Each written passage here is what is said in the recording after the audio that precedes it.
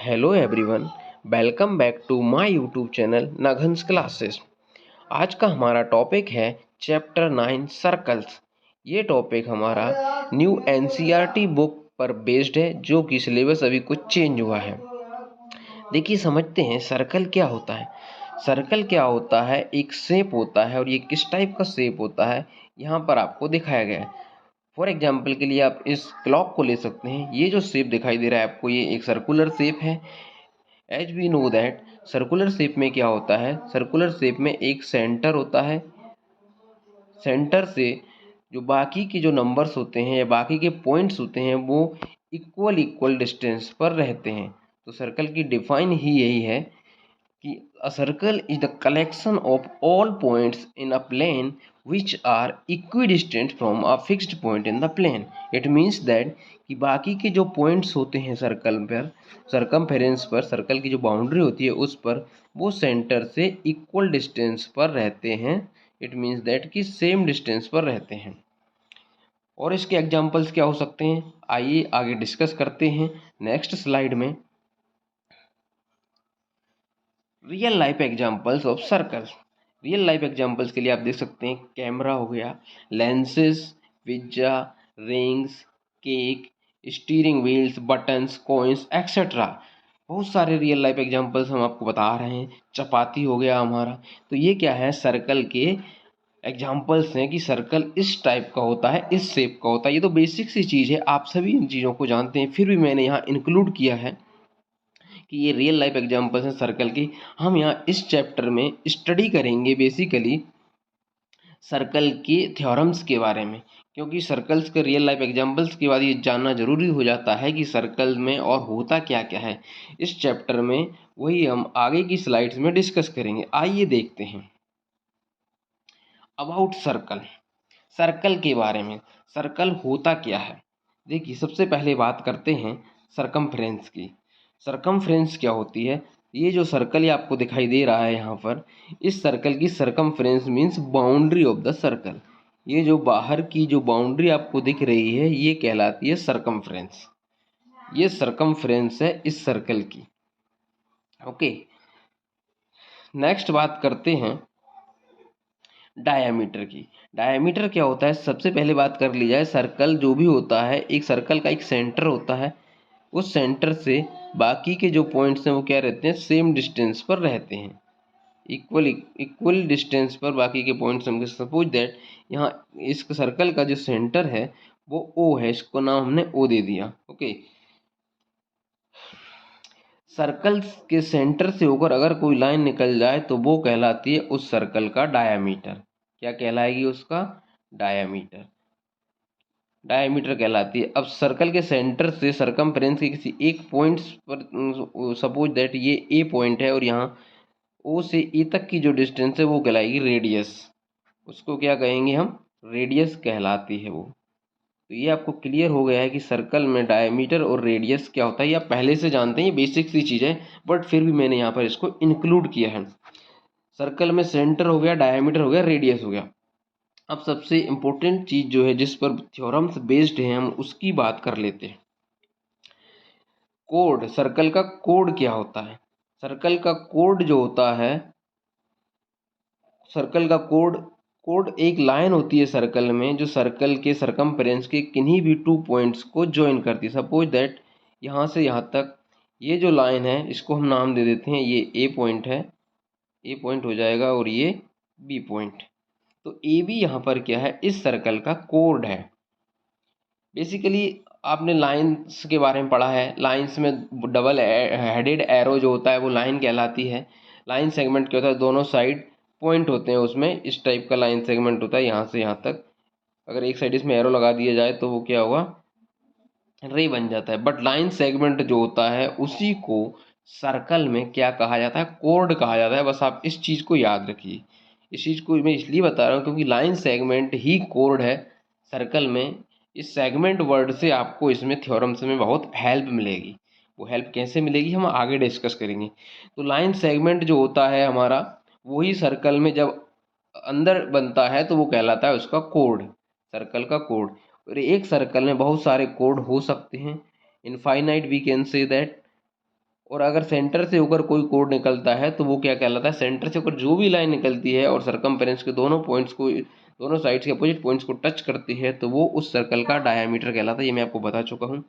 Infinite diameters हम draw कर सकते हैं, जैसे सेंटर से होकर के ये बहुत सारे डायामीटर्स यहाँ पर ड्रॉ किए जा सकते हैं। ओके, इनफाइनाइट रेडियस भी हो सकती है सर्कल में। ये देखिए कितनी सारी रेडियस हम दिखा सकते हैं, यहाँ से यहाँ तक ये रेडियस है। ये सपोज ये सेंटर है, तो सरकमफेरेंस पे जितनी भी लाइंस यहाँ से टच करेंगी सेंटर से, वो सारी क्या कहलाएंगी, इसकी रेडी कहलाएंगी। प्लूरल फॉर्म होता है रेडियस का। तो इनफाइनाइट रेडियस हो सकती है सर्कल में, इनफाइनाइट रेडियस हो सकती हैं, इनफाइनाइट आप कह सकते हैं डायमीटर्स हो सकते हैं, इनफाइनाइट डायमीटर हो सकते हैं, इनफाइनाइट रेडियस, कोड भी इनफाइनाइट बनाए जा सकते हैं। सेगमेंट के बारे में हम बात करते हैं कि सेगमेंट क्या होता है। मैंने आपको इसीलिए कहा था कि सर्कल का जो कोड होता है वो क्या कहलाता है, हमारा जो लाइन सेगमेंट जो हम जो वर्ड यूज करते हैं सिंपली किसी शेप को ड्रॉ करने में, वही लाइन सेगमेंट या सर्कल के अंदर कोड कहलाता है। देखिए उस लाइन सेगमेंट से क्या मिलेगी, सेगमेंट की अब बात करते हैं। नेक्स्ट हमारा जो पॉइंट है ये सेगमेंट, कि सेगमेंट क्या होता है। सर्कल में जो सेगमेंट होता है ना, सेगमेंट वो होता है कि किसी कोड, आपने सपोज करिए कि आपने एक कोड ड्रॉ किया सर्कल में, तो सर्कल में ये जो कोड है, इस कोड से आपको दिख रहा होगा सर्कल 2 पार्ट में डिवाइड हो गया। एक तो ये इस तरफ का पार्ट जो हम कह रहे हैं लोअर पार्ट, जिसको हम कहेंगे क्या, सेगमेंट। सेगमेंट भी दो नज़र आ रहे हैं इसमें। एक सेगमेंट ये दिख रहा होगा आपको, ये ऊपर वाला जिसको मैंने हॉरिजॉन्टल लाइन से शो किया हुआ है, और ये जो कोड था यहाँ पर ए बी, इस कोड ने इसको 2 पार्ट्स में डिवाइड कर दिया, एक अपर पार्ट और एक lower part.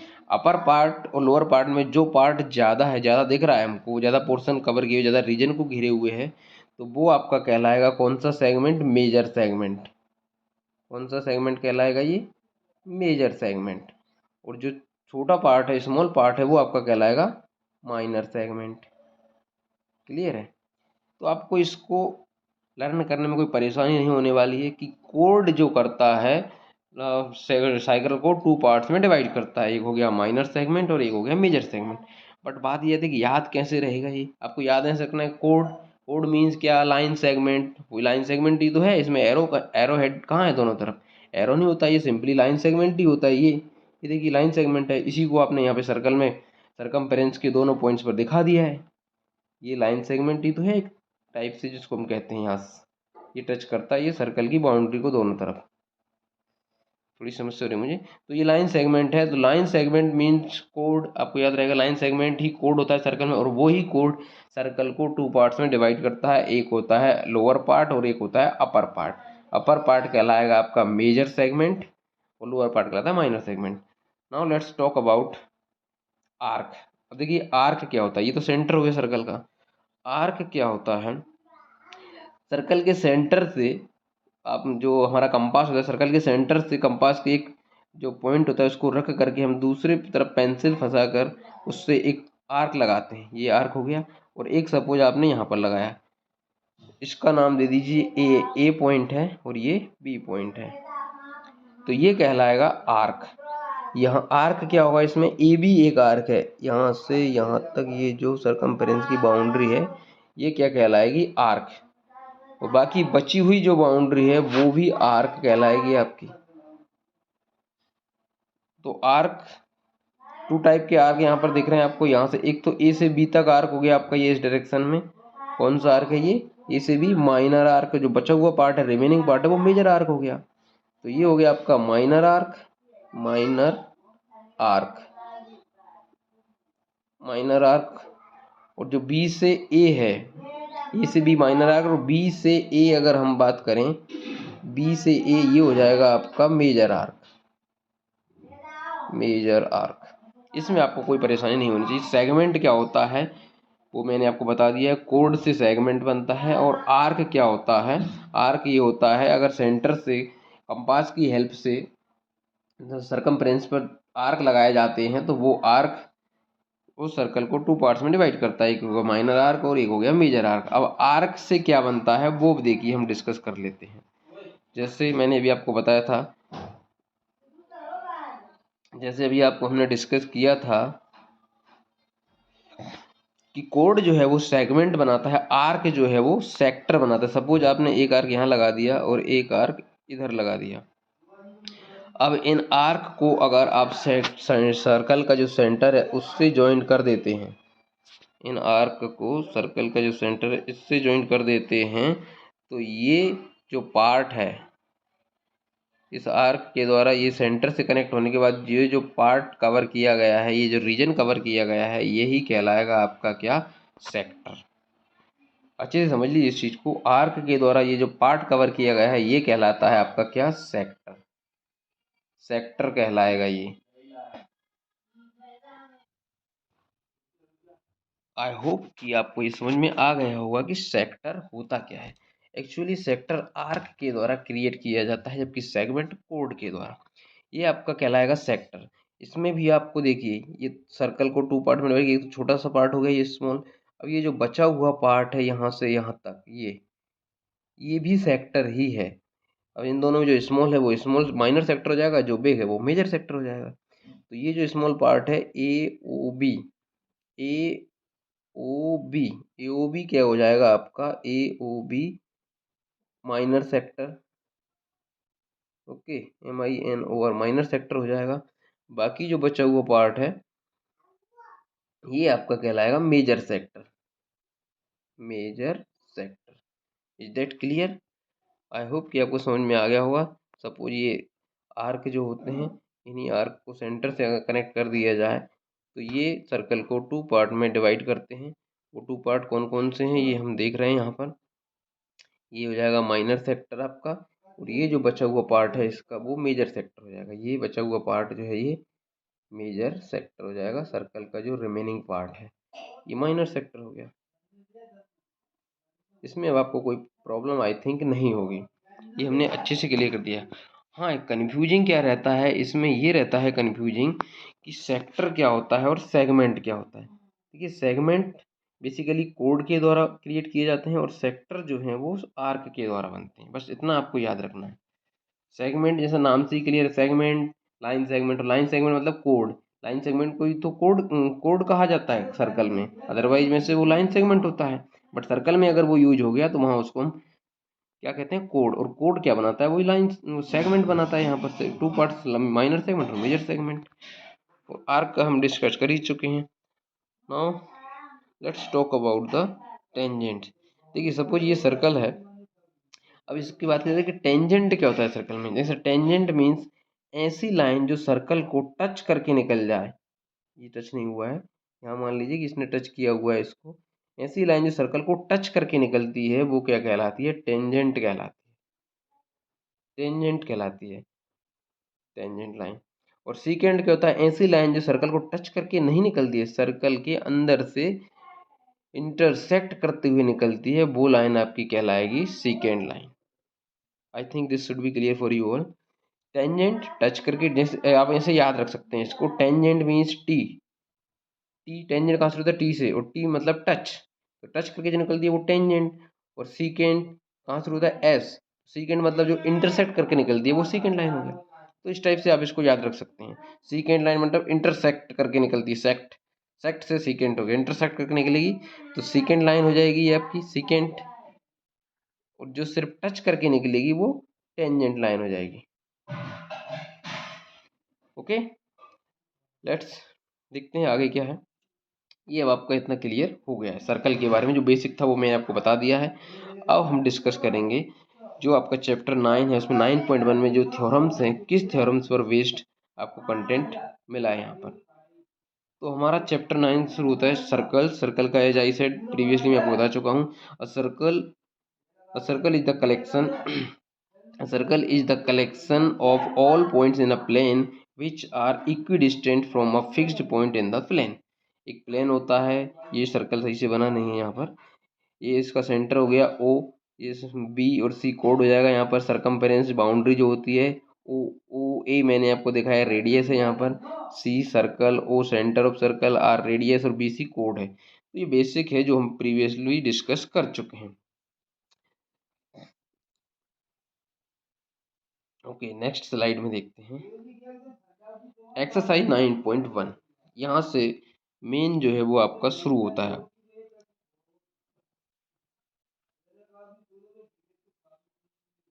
Angle subtended bye a code at a point. Code previously हम बता चुके हैं आपको कोड होता क्या है। कोड वो होगा सर्कल में एक लाइन सेगमेंट होता है, वो क्या कहलाएगा आपका कोड।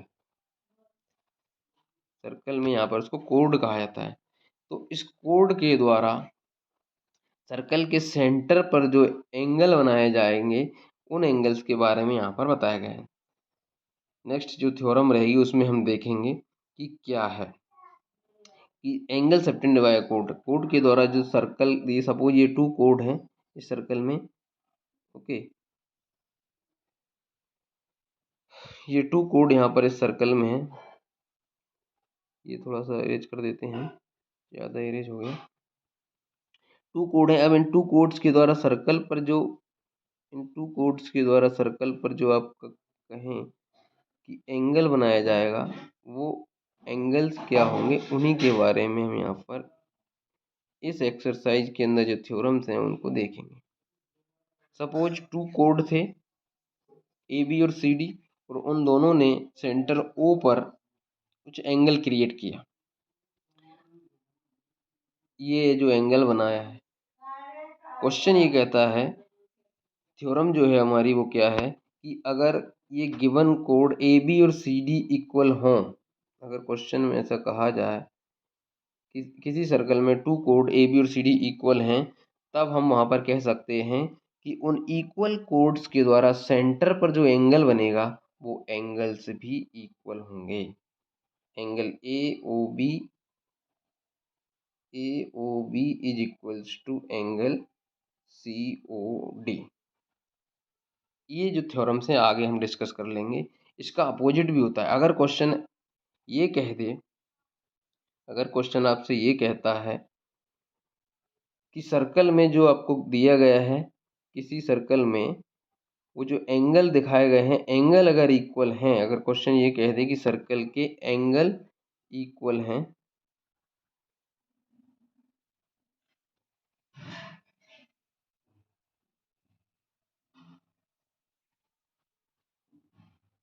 सर्कल में अगर एंगल्स को इक्वल दिखा दिया जाए,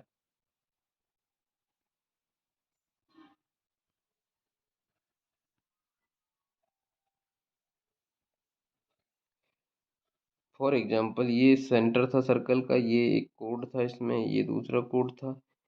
अगर ये कहा जाए कि इस सर्कल में जो सेंटर पर जो एंगल बन रहे हैं इन कोड्स के द्वारा, ए बी सी डी, ये 2 कोड थे हमारे, इनके द्वारा अगर ये कह दिया जाए कि सेंटर पर, सर्कल के सेंटर पर बनाए गए एंगल अगर इक्वल हैं, तब फिर हम क्या कहेंगे। अगर गिवन ये दे दिया जाए कि angle A O B is equals to angle C O D, ऐसा अगर आपको कहीं मिल जाए, तब आप क्या कह सकते हो कि ए बी जो है वो सी डी के इक्वल होगा। ये अपोजिट होते हैं एक दूसरे, ये थ्योरम्स अपोजिट है।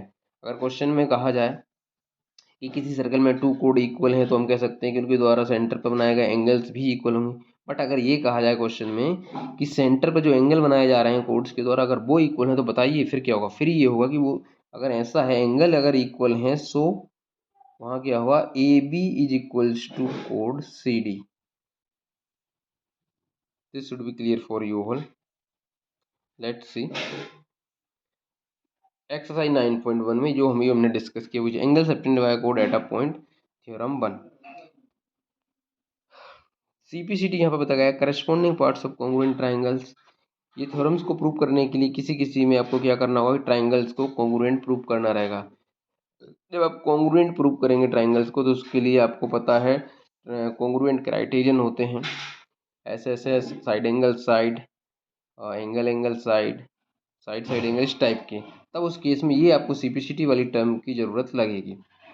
अभी हमने जो देखा है वो देखिए आप, 9.1 में सिर्फ ये 2 ही थ्योरम्स हैं, आपका काम हो जाएगा। Angle subtended bye a code at a point, वही चीज़ है। Theorem number 1, equal chords of a circle subtend equal angles at the centre. Equal codes जो होते हैं सर्कल के, वो क्या करते हैं, सेंटर पर इक्वल एंगल क्रिएट करते हैं, जो भी हम दिखा चुके हैं। यहाँ पर देखिए ये दिखाया गया है कि ए बी जो है सी डी के इक्वल है। यहाँ पर दिखाया गया है ए से बी तक ये एक कोड है और सी से डी तक कोड है। इन दोनों कोड्स को अगर इक्वल है, अगर ये दोनों कोड इक्वल हैं तब क्या होगा, फिर angle A O B is equal to angle C O D. Theorem 1 complete हो जाती है इस टाइप से। नेक्स्ट देखते हैं सेकंड थ्योरम क्या कहती है। Second theorem is that if the angles subtended by the chords of a circle at the center are equal, अगर एंगल्स इक्वल है, यहाँ एंगल्स इक्वल दिखा दिए गए, ये देखिए angle A O B equal to angle C O D, then the chords are equal. उसके बाद क्या हुआ, अगर एंगल्स इक्वल कह दिया जाए दैट मीन्स दैट कि उनके कोड भी इक्वल होंगे। A B is equals to, ये ए बी दिखाया गया यहाँ से यहाँ तक, ये सी डी वो भी इक्वल होगा सर्कल के लिए। Okay next exercise 9.2। 9.2 में क्या है वो देखिए, perpendicular from the centre to a कोड। अगर सर्कल के सेंटर से एक परपेंडिकुलर डाला जाए कहाँ पर, कोड पर। कोड क्या होता है वो बता चुका हूँ, ए भी एक कोड है जो सरकमफ्रेंस के दोनों पॉइंट्स को टच करता है। ओके, तो इससे इस पर अगर परपेंडिकुलर डाला जाए, परपेंडिकुलर मीन्स ऐसे लाइन खींची जाए जो इसके साथ 90 डिग्री का एंगल बनाए कोड के साथ, तब क्या होता है वो परपेंडिकुलर ओ एम मान लेते हैं। ओ एम परपेंडिकुलर अगर ए बी है तब क्या होगा आपका, वो ए बी को 2 पार्ट्स में डिवाइड करेगा, तो A M equals to M B हो जाएगा। ये थ्योरम्स रहेंगी आगे आगे हम इसको डिस्कस करेंगे। अगर क्वेश्चन ये कह दे कि ओ एम परपेंडिकुलर है ए बी पर, तब क्या होगा, ए एम और एम बी इक्वल होंगे। बट अगर आपसे ये कहा जाए कि कोई कोड है, उसको एक लाइन 2 इक्वल पार्ट्स में डिवाइड कर रही है, अगर ये कहा जाए आपसे कि ए बी है, ये कोड है और ओ से एक लाइन खींची गई है और वो ए बी को 2 पार्ट्स में डिवाइड कर रही है, तो आप ये कहेंगे ए बी को 2 पार्ट्स में डिवाइड कर रही है, A M is equals to M B. तब हम कह सकते हैं वहाँ पर कि वो जो ओ एम है वो क्या है, एक परपेंडिकुलर है। अगर ऐसा है तो we can say that O M is perpendicular A B. Is that clear? Okay let's go ahead. ये थ्योरम्स देख लीजिए आप जो भी हमने डिस्कस किया है। डायमीटर इज द लॉन्गेस्ट कोड ऑफ अ सर्कल, ये तो सभी को पता है जो हम discuss. Perpendicular from the centre to a कोड, ये देखिए यहाँ दिखाया गया है सर्कल का सेंटर ओ है, यहाँ पर इससे एक परपेंडिकुलर डाला गया है यहाँ से ओ एम परपेंडिकुलर है, किस पर परपेंडिकुलर है, ए बी पर। ओ एम परपेंडिकुलर का साइन होता है ये अपोजिट टी, उल्टा टी जिसको कहें, परपेंडिकुलर का साइन होता है हमारा। ओ एम परपेंडिकुलर है ए बी पर। Okay, O M perpendicular A B है, इट मीन्स दैट कि A M is equals to M B हो जाएगा यहाँ पे। ये नेक्स्ट थ्योरम में दिखाएगा, the perpendicular from the centre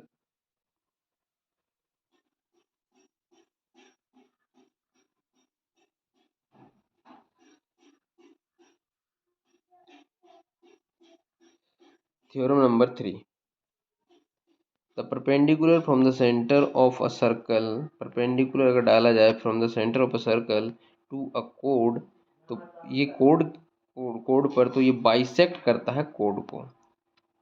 ये देखिए यहाँ दिखाया गया है ओ से एम एक सर्कल था, इसका ये कोड है, इस कोड पर सेंटर से सपोज ये ओ है, वो यहाँ से एक परपेंडिकुलर डाला हमने, तो ये क्या करेगा, कोड को बाइसेक्ट करेगा। ऐसे समझ सकते हैं आप, ये सी डी परपेंडिकुलर है, यहाँ पे सी से डी तक परपेंडिकुलर दिखा है, सी डी परपेंडिकुलर है ए बी, तो ये ए बी को A M is equals to M B में 2 इक्वल पार्ट्स में डिवाइड कर रहा है।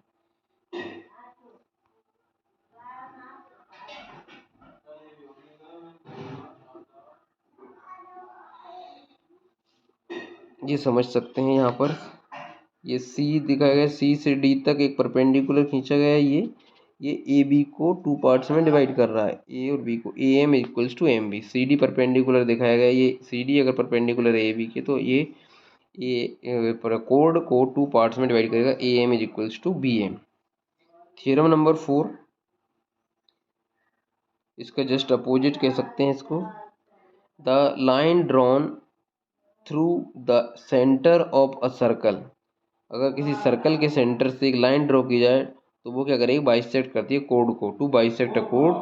अगर और वो बाइसेक्ट करे कोड को, तो आप ये कह सकते हैं कि वो परपेंडिकुलर लाइन है। यहाँ इसका फिगर देख लीजिए, ओ से एम तक एक लाइन, ओ से एम एक लाइन ड्रॉ की गई ए बी पर, ठीक है, और इसने A M equals to B M, मतलब इसको 2 पार्ट्स में डिवाइड कर दिया है।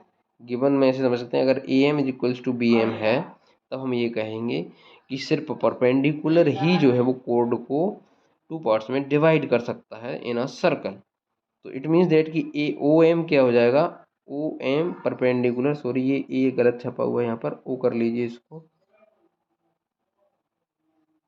ये ओ होगा, फिर ओ एम परपेंडिकुलर है ए बी की, O M perpendicular A B, ये परपेंडिकुलर का साइन होता है उल्टा टी जिसको कहते हैं, अपोजिट टी कहें इसको, O M perpendicular A B.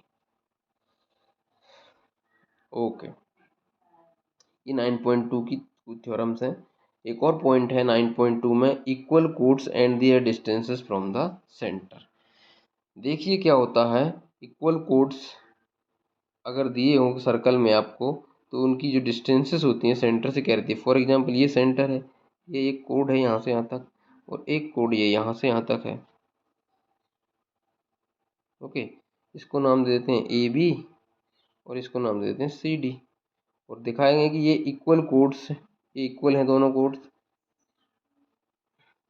ये दोनों कोड्स कैसे हैं, इक्वल हैं, तो इनकी जो डिस्टेंस रहेगी सेंटर से वो भी सेम रहेगी। ये है इसका मतलब, इक्वल कोड्स सेंटर से इक्वल डिस्टेंस पर रहते हैं सर्कल में।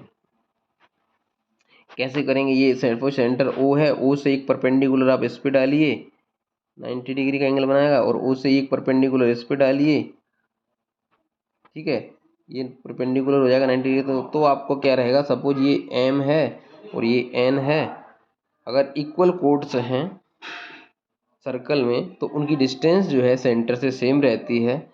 If A B is equals to C D ऐसा है, तो आप कह सकते हैं कि O M is equals to O N. ये है थ्योरम।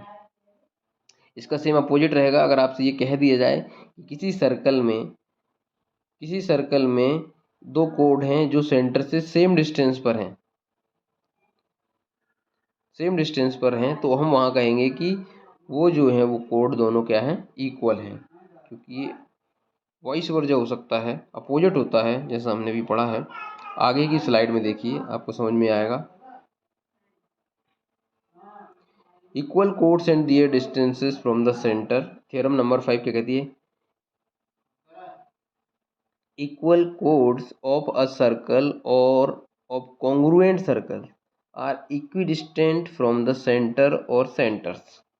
वही चीज़ है कि किसी सर्कल में अगर कोड इक्वल है, A B equals to C D दिखाएगा, ये देखिए ए से बी है और ये सी से डी तक है एक लाइन सेगमेंट जिसको हम कोड कहते हैं, तो ये इक्वल दिखाए गए हैं। तो फिर क्या है, अगर कोड इक्वल हैं तो उनकी डिस्टेंस भी सेंटर से क्या होगी, इक्वल होगी। तो ए बी की डिस्टेंस क्या है, ओ से एल तक है, और बी सी की डिस्टेंस ओ से एम तक है। तो इट मीन्स दैट कि अगर कोड इक्वल है तो O L is equals to O M होगा। ये थ्योरम है जो कि यहाँ पर आपको इजीली समझ में आ गया होगा। नेक्स्ट देखते हैं, थ्योरम नंबर 6 भी है। थ्योरम नंबर 6 कहती है, chords equidistant from the centre of a circle are equal in length.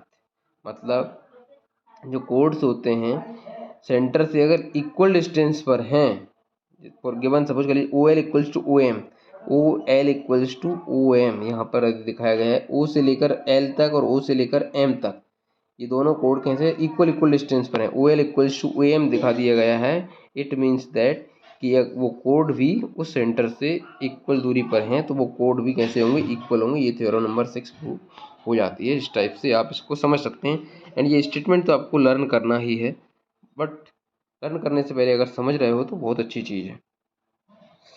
Now बात करते हैं 9.3 जो कि एक्सरसाइज 9.3 लास्ट एक्सरसाइज रहेगी इस चैप्टर की। देख लेते हैं इसमें क्या थ्योरम्स रहेंगे। Angle subtended bye an arc of a circle, यहाँ पर क्या करेंगे हम, आर्क के द्वारा जो एंगल बनाए जाएंगे सर्कल पर उनको डिस्कस करेंगे। सपोज ये सेंटर है सर्कल का, ये एक आर्क लगा दिया आपने यहाँ पर, ओके, ये पॉइंट ए नाम दिया इसको और ये पॉइंट बी पर है। Angle subtended bye an arc of a circle, तो इस आर्क के द्वारा सर्कल के सेंटर पर जो एंगल बनता है, आर्क के द्वारा सर्कल के सेंटर पर जो एंगल बनता है वो एंगल क्या होता है, डबल होता है। कौन से एंगल के, सर्कल के रिमेनिंग पार्ट पर अगर इन दोनों आर्क्स के पॉइंट्स के द्वारा कोई एंगल बनाया जाए तो इस एंगल के ये डबल होगा। ये आप हम इसमें आगे बढ़ेंगे। मतलब एंगल ए ओ बी, यहाँ सपोज कर लीजिए angle A O B is equals to angle A O B, यहाँ पर इसको नाम दे देंगे ए पी नाम दे दीजिए, A P B. Angle A O B जो है ये डबल रहेगा, डबल ये वाला एंगल डबल रहेगा इस एंगल के, ए पी बी एंगल के। मतलब 2 into angle A P B हो जाएगा। Angle A O B equals 2 into A P B हो जाएगा। कैसे होगा ये आगे देखिए, नेक्स्ट स्लाइड में देखते हैं। Angle subtended bye an arc of a circle.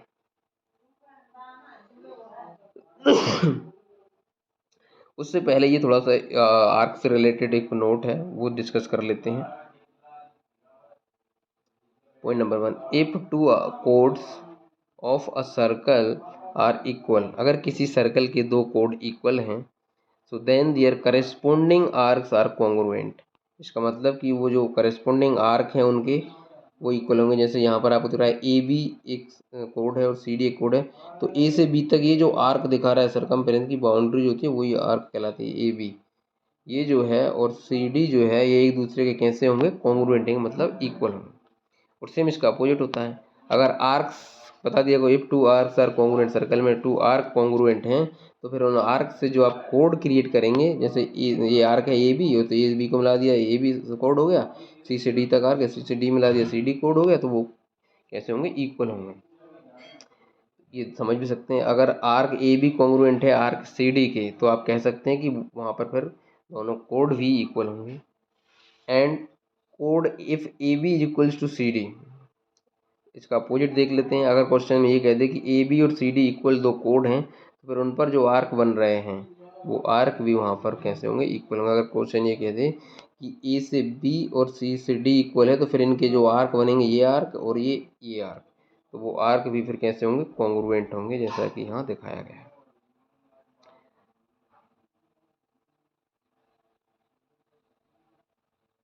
Okay,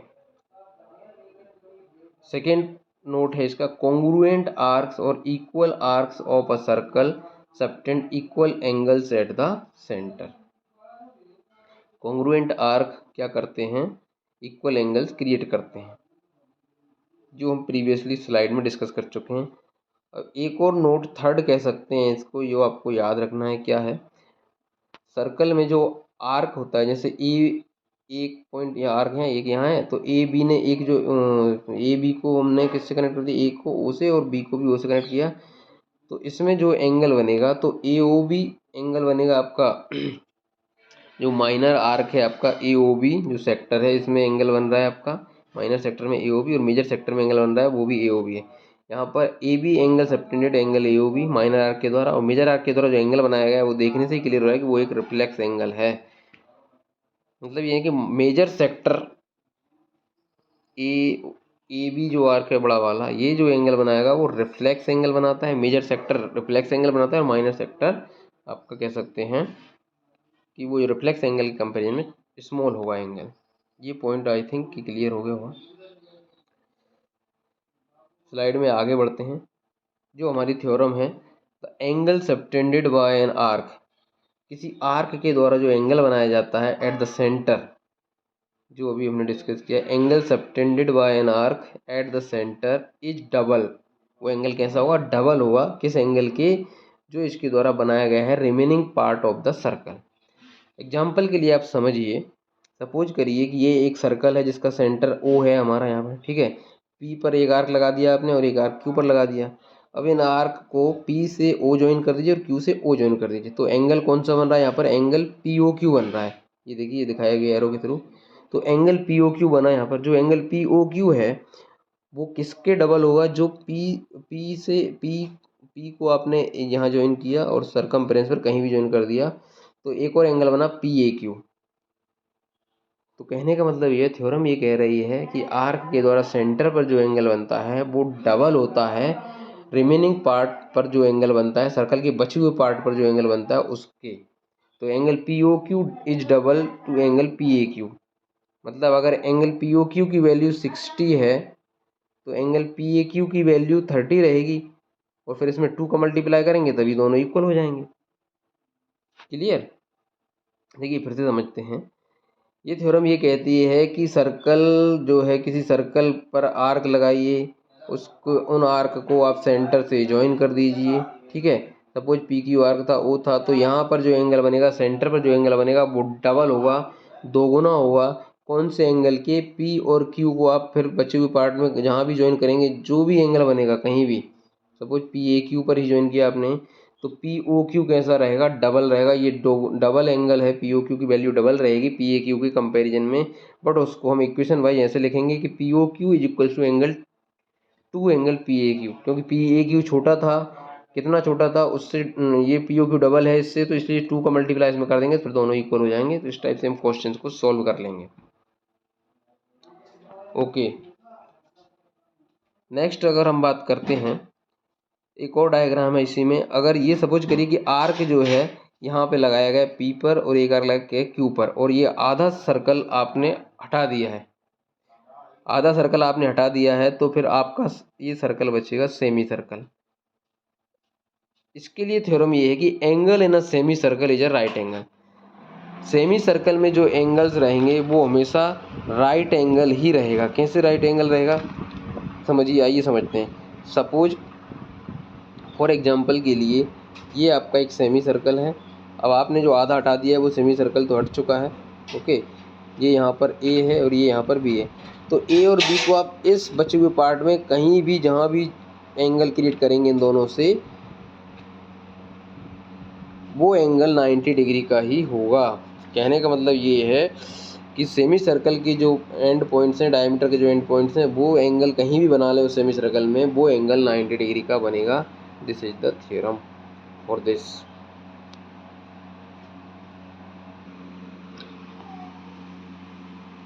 okay, next theorem is theorem number 8। Angle in the same segment of a circle are equal. मतलब सर्कल में सेम सेगमेंट में जो एंगल बनाए जाते हैं वो इक्वल होते हैं। देखिए कैसे, क्या है क्वेश्चन। फॉर एग्जांपल ये एक सर्कल है, यहाँ आप देख रहे हैं पी और क्यू कोड हैं। पी क्यू के द्वारा एक एंगल ये बनाया गया है ए पॉइंट पर, और एक एंगल ये बनाया गया है सी पॉइंट पर। इसका मतलब ये है कि एंगल पी ए क्यू और angle P A Q is equal to angle P C Q. ये है थ्योरम कि सेम सेगमेंट में जो एंगल बनाए जाएंगे वो इक्वल रहेंगे सर्कल के द्वारा। ये थ्योरम्स जो हैं वो आपको स्टेटमेंट तो इनके लर्न करने ही हैं, साथ ही इनका एक्सप्लेनेशन आपको हमने दे दिया है यहाँ से। इस थ्योरम का कन्वर्स भी है। Converse means opposite of it. Opposite क्या कहता है? If a line segment joining two points subtends equal angles